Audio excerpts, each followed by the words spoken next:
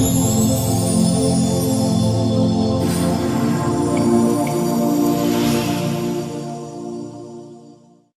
बच्चों, कैसे हैं आप? उम्मीद करती हूँ आप बढ़िया और एकदम मज़े में होंगे। तो आइए बच्चों, एक मर्मस्पर्शी कविता पढ़ते हैं, अर्थात मन को छूने वाली। हमारी इस कविता का नाम है माँ की ममता। तो वीणा ठाकुर द्वारा रचित कविता ये हमें संदेश देती है कि माँ की ममता के आगे सारा प्यार फेल है, अर्थात माँ का प्यार अपूर्व है, उसकी तुलना किसी से नहीं की जा सकती। तो इन पंक्तियों में कहा गया है, माँ ने बेटे के सिर पर हाथ फेरकर जितने प्यार से जगाया, बेटे ने उतनी ही बेअदबी से माँ के हाथ को छिड़क दिया। बेअदबी यानी कि बहुत बेइज्जती के साथ। बेटा जाने लगा तो माँ ने उसके सिर पर हाथ फेरा और उसे जगाया। बेटे ने उतनी ही बेअदबी से माँ का हाथ छिड़क दिया, माँ के प्यार को बेइज्जत कर दिया। लेकिन माँ तो माँ है। त्याग और सहनशीलता, त्याग यानी त्यागना और सहनशीलता यानी कि सहन करते रहना। त्याग और सहनशीलता की मूरत होती है माँ। अपने बच्चों से प्यारी उसे ना किसी और की सूरत होती है, अर्थात माँ अपने बच्चों से बेहद प्रेम करती है।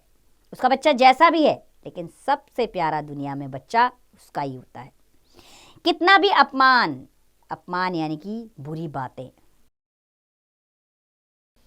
कितना भी अपमान कर ले उसके बच्चे, मुंह से आह ना निकालेगी।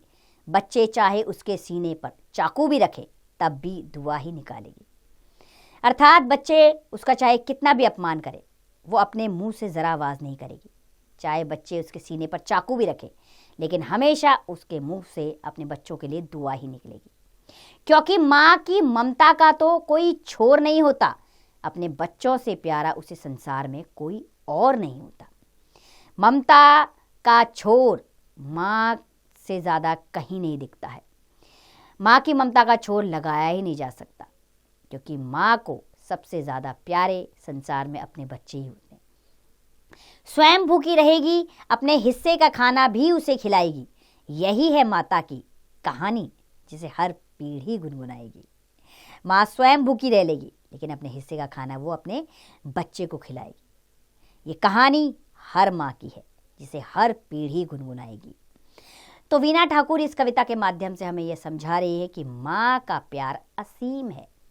चाहे बच्चा उसके साथ कैसा भी व्यवहार करे, लेकिन माँ अपने प्यार को कम नहीं होने देगी। इस संसार में जो निस्वार्थ प्यार है वो माँ का ही है। ये आप उसकी अनुभूति करते होंगे। तो आप भी अपने माँ के निश्चल प्रेम को समझिए, उनका आदर कीजिए, उनका सम्मान कीजिए, उनके काम में हाथ बटाइए, उनका सहयोग कीजिए, उनके दुख दर्द को समझिए, क्योंकि माँ हमेशा आपके लिए चिंतित रहती है। कभी तो आप भी उनकी चिंता कीजिए। तो मैं उम्मीद करती हूँ ये कविता आपको समझ में आई होगी। इसका सार समझने लायक है। इसके सार को और इससे मिलने वाली शिक्षा को अपने जीवन में आप ज़रूर अपनाइए और अपनी माँ का सदा दामन पकड़ के चलिए और उसकी कही गई बातों को अवश्य मानिए। आप जीवन में अपने उद्देश्य की प्राप्ति ज़रूर करेंगे।